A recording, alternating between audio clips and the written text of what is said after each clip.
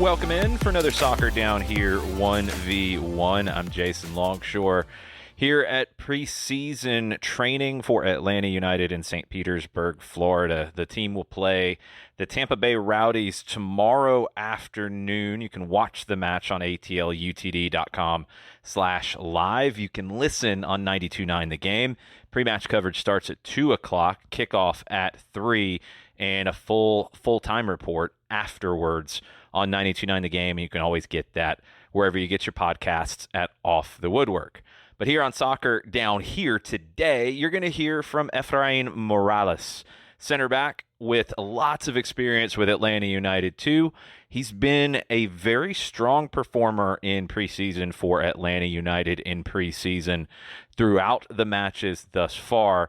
Efraín has played a lot of games for the Twos over the past couple of years. Still very young, but getting his first taste of first-team experience this preseason. Here's my conversation with Efraín Morales. Let's just start with your reflections of preseason so far up to this point. Yeah, it's been good so far. Obviously, we got here Tuesday night and we had a game Wednesday. I think we were all pretty excited for that MLS competition. And it was a good game. It was definitely had good spells from both sides, and it's a good game to have in preseason. Yeah, a little bit different against Montreal than against Memphis on Saturday, and maybe not quite as physical, really different kind of tactical setup. What'd you take out of it? Yeah, obviously I already knew the new Montreal coach because he was Columbus 2's coach last year. So I kind of already knew how he was going to play, which was like a very tactical focus in the build-up play. And it's just kind of good to get a bunch of different situations from a bunch of different teams, and Montreal was definitely pretty unique in how they played. In those kind of games with a team like that, that's going to play a high line, they're going to step up and press, especially with you in the build-up phase. You know, how difficult is it at this stage of the preseason to get to regular season speed? Yeah, I mean, I think more than it's just the more you play, obviously, as like 60 minutes was probably the most anyone's played in a few months. So obviously, like the first 30 is fine, but obviously when you start digging into those last 15 is when it starts to get maybe a little bit sloppy. But that's obviously something that we need to get out of our system now. So it's just part of the process. With your group yesterday, you played the second 60, and it was a 1-1 in that 60 minutes. How would you judge the team's performance in that? I think in the second 60, I think the first 30 we did pretty well. We were building out of the back. We had a lot of composure on the ball. Obviously, like I said, towards the last 30, especially towards the last 15 minutes, it started to get a little bit sloppy. Montreal put in some fresh legs, and it got a bit rough. Glad we were kind of able to hold it down for those last 15 but like I said, that's realistic. Not all games are going to be perfect, so it was good that we held the fort down, I guess.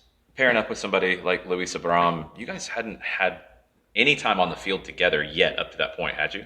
No, not in a game like that, no. Pairing up with him, how do you find that way to complement what he does well, and then he takes things out of your game and makes that pairing work? Yeah, even though we haven't played together in an official match like that yet, we still know each other very well. He's obviously from Peru and I'm from Bolivia, so that's obviously kind of a connection there. I really enjoy playing with him. Really composed, really good on the ball. So I think we complement each other with the way we play, so it's always good.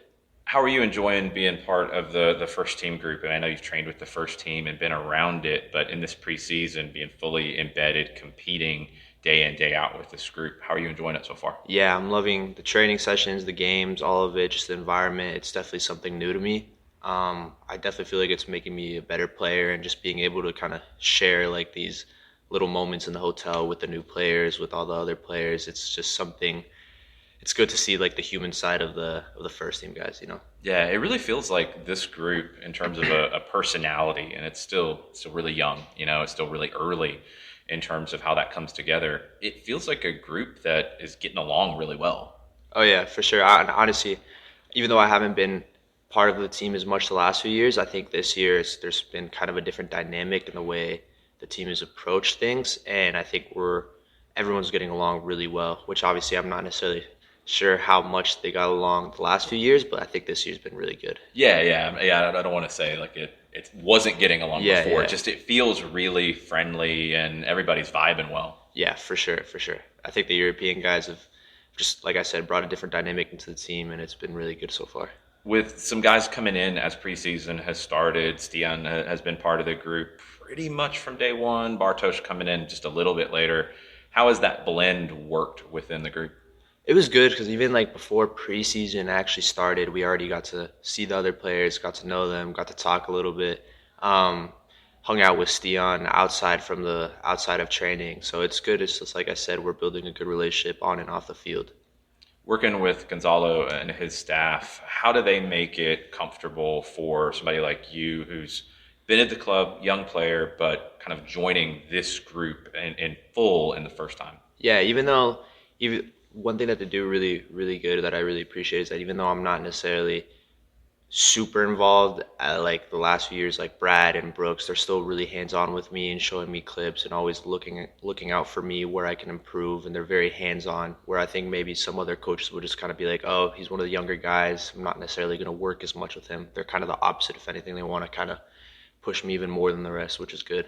Yeah, that's a really underrated element to this. And I know talking to Gonzalo over the years, he loves developing players and that progression of guys from academy to second team to first team. You mentioned Brad and Brooks. These are two guys who have been here for a long time. They really take on that ownership of making it easy for you guys to fit in, right? Oh yeah, for sure. And I mean, there's already been a few times throughout preseason so far where Brad and even Dax have kind of sat me down and have had good conversations with me and just asked me where I want to be in things. And it's just little things like that that hopefully will make me a better player at the end of the day. So let's talk a little bit about your kind of run here with the club. You came in 2020, the weirdest time to turn pro during COVID, and you score in your first game. First 2 years, injuries were a struggle. How hard was it at that time as you were just wrapping your head around all of it during a pandemic in terms of being a professional? How difficult was it not to be able to play as much as you wanted? Yeah, and even obviously signing that contract while we were pretty much still in the pandemic, and even after coming out of the pandemic, things still weren't normal. How we were training, everyone was separated. The games were all like there was no one there, so it was all really weird. And weirdly enough, even though there wasn't anyone to come to the games, I still felt like there was a lot of pressure on me. And I think it's almost like the fact that there wasn't anyone out there kind of made it harder. But like I said, obviously, the mental aspect of it is a completely different game. And as I got healthy, it's just getting better and better. I'm glad you mentioned that because it was kind of eerie doing those games. And you did feel different kinds of pressure. I mean, I felt it calling those games because there's no other noise. It felt weird. Yeah, for sure. You don't because you don't have anyone saying anything, any fans cheering, anyone saying anything. It's like you feel the pressure from wherever they are. You're not getting that feedback like, oh, I made a big play, I made a good play. Oh, I hear the crowd roaring. Cool, I'm going. Exactly. You don't get any of that. Yeah, exactly. How much did it help at that time to have somebody like Tony Annan, who you knew so well, being part of the twos group at that point? Yeah, no, it was that honestly helped me a lot, like more than a lot of other things, having been with him since I was 12 years old. So knowing exactly how he works and him knowing me both on a personal level and as a soccer player, he kind of knew how to integrate me into the team, not too fast, not too slow. And although I had my injuries, like I said, I think the way he approached my personal situation was great. So with Tony, I always remember having the conversations with him about your development and where you were going to end up in terms of position. And he always saw you as a six. He always thought you were going to be a six. I thought you were going to be a six. Now you're a center back in the first team. How has all that time as a six helped you as a center back? Yeah, I mean, like I've explained before, obviously a six is a completely different position. You obviously get a little bit higher up on the field. You get to distribute a little bit more from the midfield. And like I said, it kind of lets you look at the game differently. So kind of moving onto that back line, I still kind of try to keep that six mindset, and like it just brings different things to my game. Especially building out of the back and the way that Atlanta United wants to play, that comfort level on the ball has to help you in those opportunities, right? Yeah. Obviously, like the culture of soccer's changed, and now you see more and more that people want ball playing center back. So obviously, that's helped me a lot. So these past 2 years, over 40 games with Atlanta United to USL Championship and 22 MLS Next Pro last year. How important was that process of just going from being a pro on the roster, training, but the injuries derailing your game time, to playing week in, week out? Yeah, obviously, although I'm not saying I'm glad it happened, but I am kind of glad it happened when it did because I learned a lot from it at a very young age. And obviously now that I'm able to develop a little bit of consistency and I know my body well enough where I know, well, if I'm gonna, like, I know how I'm feeling based day to day. It's helped me a lot, and I think the consistency is the biggest thing. Last year in MLS Next Pro was a really different experience for the twos. Different kinds of games. Felt like they were a lot more tactical than the USL Championship games. How much did last season with Steve Cook and his group help you grow as a player?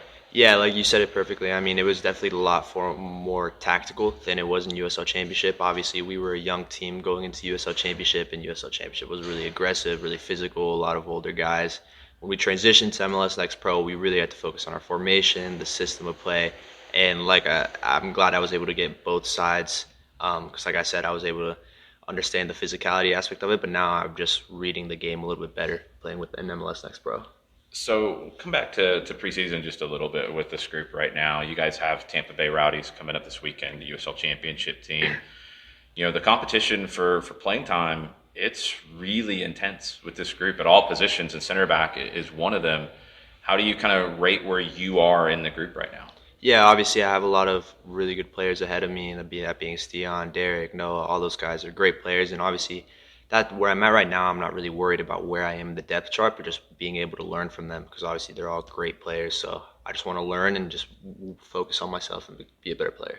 In addition to getting minutes with the first team, playing with the second team as well in 2024, you've got national team things going on as well. How have those conversations with Bolivia gone here lately? Yeah, they've been good. I was recently with them, I think it was like 2 months ago, and obviously they're really pleased with my development so far, and obviously they want me to make that push into the first team. They have some camps coming up, so hopefully we'll see where that takes us, but I think we're both pretty pleased on where I'm at right now. How's the feedback been with the Bolivian Federation on all of that, on your process, on your time? Yeah, it's really good. Obviously, Bolivia, they definitely value people coming from the outside because Bolivia is a pretty small country and they don't necessarily get that many players playing in foreign countries. So they definitely value someone like me because just like I, being a midfielder going to center back, I bring a completely different type of game, and it's also different because I have to adapt to their game a little bit. But it's a good combination. Had you been to Bolivia much before you joined the national team program? Yeah. I grew up going to Bolivia. I have family who lives there with my dad. We were going there probably every other year. Okay. Like yeah, I was wondering how much experience you had there. In the soccer culture, really any before that? Yeah, no, that's what it was. So the soccer culture, I never got really that part of it. I would go to Bolivia, go to see beautiful places, go to see the cities, but obviously jumping into that soccer culture was a completely different shock, which was really good for me. So what are your goals for 2024 across the board, whether we're talking first team, second team, Bolivia? Do you have personal goals, or is it kind of broad things that you want to accomplish? I guess the personal and broad, you go both ways. Obviously, hopefully making a step into the Bolivian senior national team, seeing how that goes. With the second team, obviously hoping to be a leader on and off the field, maybe pushing them to have a better season than they did last year. And then obviously going out and grabbing every opportunity rather than waiting opportunities to come to me for the first team. So really just putting my foot in the door and really going for it.